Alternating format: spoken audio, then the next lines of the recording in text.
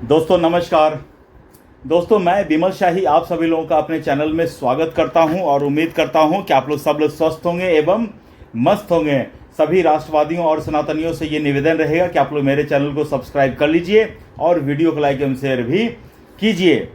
दोस्तों कभी कभी परिस्थिति और किस्मत आपको मौका देती हैं और उस मौका को आप यूटिलाइज करते हैं या नहीं करते हैं, ये बाद में वक्त डिसाइड करता है कि आपने जो मौका आया था उसको छोड़ा तो फायदेमंद रहा या आप उस मौके को पकड़ लेते तो फायदेमंद रहता।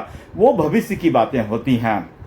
दोस्तों हम बात करेंगे सौरव गांगुली के बारे में। और अगर 2022 में जब अमित शाह सौरव गांगुली से मिलने के लिए उनके घर पर गए थे, उस समय अगर सौरव गांगुली अमित शाह का प्रपोजल एक्सेप्ट कर लेते तो निसंदेह आज सौरव गांगुली जो है पश्चिम बंगाल के मुख्यमंत्री होते। लेकिन मुख्यमंत्री बने कौन? शुभेंदु अधिकारी, जिन्होंने उस समय जो है मौका को एक्सेप्ट कर लिया था और ममता बनर्जी के खिलाफ लंबी लड़ाई लड़ी और आज फाइनली पश्चिम बंगाल के मुख्यमंत्री हैं। इसी बारे में हम लोग चर्चा करेंगे। तो दोस्तों बात शुरू होती है 2020 से। 2020 में ममता बनर्जी के भतीजे अभिषेक बनर्जी का कद जो है तृणमूल कांग्रेस में बढ़ता ही जा रहा था और इतना बढ़ गया था कि एक कार्यक्रम में शुभेंदु अधिकारी मंच पर चढ़ना चाह रहे थे, लेकिन अभिषेक बनर्जी के निर्देश पर शुभेंदु अधिकारी को मंच पर चढ़ने नहीं दिया गया था। उस दिन शुभेंदु अधिकारी को लगा कि इस पार्टी का भविष्य अब नहीं है और इस पार्टी में मेरा अब आगे का कुछ हो नहीं सकता है। और 2021 में विधानसभा चुनाव भी था और विधानसभा चुनाव से ठीक 6 महीना पहले वो भारतीय जनता पार्टी में ज्वाइन कर लेते हैं और काफ़ी स्ट्रगल करते हैं, संघर्ष करते हैं। बीजेपी ज्वाइन करने के बाद पार्टी को बिल्ड करते हैं। चूंकि वो टीएमसी के इंटरनल पॉलिटिक्स से जुड़े हुए थे, वो टीएमसी को इंटरनली और एक्सटर्नली अच्छे से जानते थे, तो उन्होंने 6 महीने में ऐसा सेटअप किया कि 2021 के विधानसभा में, जहां पर 2016 में भारतीय जनता पार्टी को मात्र 3% वोट थे और 10% वोट था और 3 सीटें थी, उससे बढ़कर 2021 में 10% वोट और 77 सीट लेकर आ जाते हैं। सोचिए 10% वोट से बढ़कर वोट हो जाते हैं करीब 21%। इतना दूर तक शुभेंदु अधिकारी खींच कर ले आते हैं। उसके बाद दोस्तों 2021 में शुभेंदु अधिकारी विपक्ष के नेता बन जाते हैं भारतीय जनता पार्टी की तरफ से और लगातार पार्टी का विस्तार पश्चिम बंगाल में करते रहते हैं। दोस्तों 2021 में विधानसभा चुनाव हारने के बाद भारतीय जनता पार्टी के गृह मंत्री जो हैं अमित शाह, वो पश्चिम बंगाल का दौरा करते हैं और उन्हें एक ऐसे चेहरे की तलाश थी जो पश्चिम बंगाल में बहुत ज़्यादा पॉपुलर हो। और हालांकि भारतीय जनता पार्टी के पास ऑलरेडी बहुत सारे जो एक्टर्स थे जो बंगाल से आते थे वो इनके पास थे, जैसे कि मिथुन चक्रवर्ती हो गए, जैसे कि रूपा गांगुली हो गई, संघमित्रा अग्निपॉल हो गई। ये सारे नेता जो थे जो फायर ब्रिगेड के नेता थे और शुभेंदु अधिकारी भी थे उस समय उनके पास 2022 तक।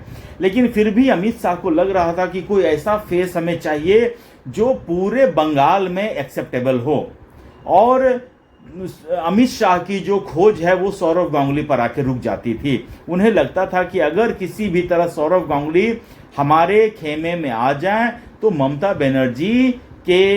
बनर्जी से टक्कर लेने में आसानी होगी, क्योंकि सौरव गांगुली ने अब तक जितना क्रिकेट खेला था उसमें उनकी फाइटिंग स्पिरिट हमें दिखती थी। दोस्तों सौरव गांगुली को भारतीय टीम का कप्तान उस समय मिला था जब सचिन ने कप्तान बनने से मना कर दिया था और उस समय मैच फिक्सिंग का जबरदस्त आरोप भारतीय टीम पे लग रहे थे और भारतीय टीम के जितने भी दिग्गज क्रिकेटर थे उस समय सब मैच फिक्सिंग के आरोप में क्रिकेट से संन्यास ले चुके थे या उन्हें बाहर से बैन झेल रहे थे। अजरुद्दीन हो, जडेजा हो, कामली हो, बहुत सारे प्लेयर, नयन मोंगिया हो, बहुत सारे प्लेयर, और सौरव गांगुली को फाइनली जो है, उस समय सचिन भी कुछ समय के लिए कप्तान बने थे, लेकिन उनके मतलब पर्सनल परफॉर्मेंस को इम्पैक्ट देखते हुए उन्होंने हाथ खड़ा कर दिए थे। तब सौरव गांगुली को भारतीय टीम का कप्तान बनाया गया था और फिर सौरव गांगुली ने सारे नए लड़कों को लेकर एक नई टीम बनाई और वहां से एक जो भारतीय टीम में जो फाइटिंग स्पिरिट होती है वो लेकर आए। ऑस्ट्रेलिया से 2001 में मसूर श्रृंखला जीते थे। ऑस्ट्रेलिया जो है लगातार 16 टेस्ट मैच जीतते हुए भारत आई थी और भारत में उनके जो 16 टेस्टों की सीरीज थी उनको वहां जाकर कलकत्ता में सौरव गांगुली ने फाइनली रोका और ऑस्ट्रेलिया को फॉलो ऑन मिलने के बावजूद ऑस्ट्रेलिया को हराया था। उसके बाद भारतीय टीम विदेश में जाती है, वहां पर जीतना सौरव गांगुली ने सिखाया, फाइटिंग स्पिरिट सिखाया। उन्होंने कहा कि हमें लड़ना है, अंत तक लड़ना है। आपने देखा होगा 2003 के वर्ल्ड कप फाइनल में भी पहुंचे थे हम लोग, 2002 के चैंपियंस ट्रॉफी में हम लोग को विनर थे। और इस तरह सौरव गांगुली ने एक मजबूत टीम का फाउंडेशन तैयार किया और उसके बाद से आज तक हमारी क्रिकेट टीम जो है, सौरव गांगुली ने जो बेस तैयार किया था उसी पर आज तक हमारी टीम जीत रही है। तो अमित शाह को लगता था कि एक ऐसा फाइटिंग स्पिरिट जो क्रिकेट में दिखाया है बंदे ने, अगर ऐसा ही फाइटिंग स्पिरिट वाला बंदा जो है अगर हम भारतीय जनता पार्टी में आ जाए तो ममता बनर्जी से हम लड़ सकते हैं। लेकिन हर किसी की किस्मत का एक डेस्टिनी होता है और डेस्टिनी कभी किसी का बदला नहीं जा सकता है। तो सौरव गांगुली ने क्रिकेट में जो हाइट्स को प्राप्त किए थे, जितना नाम, फेम, सम्मान क्रिकेट में कमाए थे, शायद उनके डेस्टिनी में चीफ मिनिस्टर अभी बनना न लिखा हो सकता आगे जाकर बने या न बने, आगे का मैं कह नहीं सकता हूं, हो सकता आगे जाके बने। लेकिन फिलहाल सौरव गांगुली के डेस्टिनी में सीएम पोस्ट नहीं लिखा था। सौरव गांगुली जो है अमित शाह के प्रपोजल को 2022 में रिफ्यूज कर देते हैं। उन्होंने कहा कि नहीं, हम पार्टी में नहीं ज्वाइन कर सकते हैं।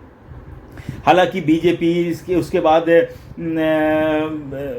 बीजेपी ने सौरव गांगुली को बीसीसीआई अध्यक्ष बहुत सारे पोजीशन दिया, लेकिन सौरव गांगुली किसी भी तरह से ये एक्सेप्ट करने को तैयार नहीं हुए कि हम भारतीय जनता पार्टी में ज्वाइन करेंगे।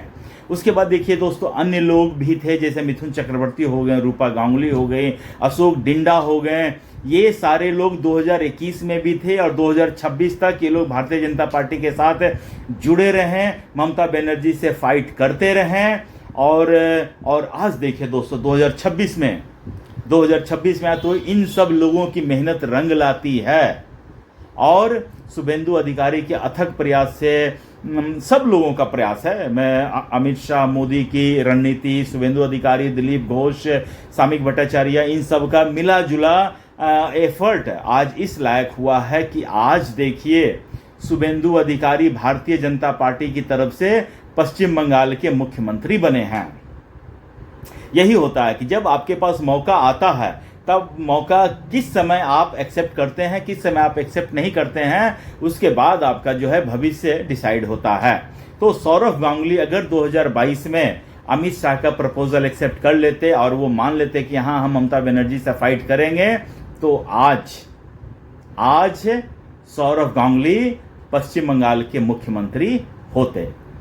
लेकिन नियति को कुछ और मंजूर था। शायद राजनीति जो है is not cup of Sourav Ganguly tea, ठीक है ना, उनके मतलब का ये चीज़ नहीं है। शुभेंदु अधिकारी के रग रग में पॉलिटिक्स है, उनके पिताजी भी पॉलिटिक्स हैं, शुभेंदु अधिकारी भी पॉलिटिक्स में है एंड उनके भाई भी पॉलिटिक्स में है। और शुभेंदु अधिकारी देखिए बहुत अच्छा से पॉलिटिक्स कर रहे हैं और जिस तरह से ममता बनर्जी को पश्चिम बंगाल में, मतलब सोचिए कि पानी में जाकर मगरमच्छ को मार देना, ये शुभेंदु अधिकारी जानते हैं।